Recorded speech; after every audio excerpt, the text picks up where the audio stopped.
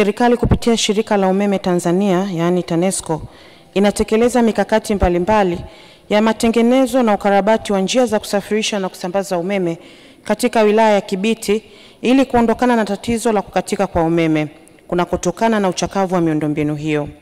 Mikakati hiyo ni kubadili nyaya za umeme kwa kuweka zenye uwezo mkubwa, kubadili nguzo za umeme na kuweka za zege, kubadili pin insulators na kuweka mpya, na kufunga vidhibiti matatizo kwenye laini zenye urefu wa zaidi ya kilomita 50. Shukuru kwa majibu mazuri ya serikali na mambo madogo mawili. Kwanza, pongezi kwa serikali kwa kazi kubwa na nzuri ambayo Dr. Samia Suluhu Hassan ameweza kuifanya na kututendea haki wananchi wa jimbo la Kibiti, hususan wale wanaoishi katika maeneo ya Delta, kata Kiongoroni, Mapaloni, Mbochi, Msala.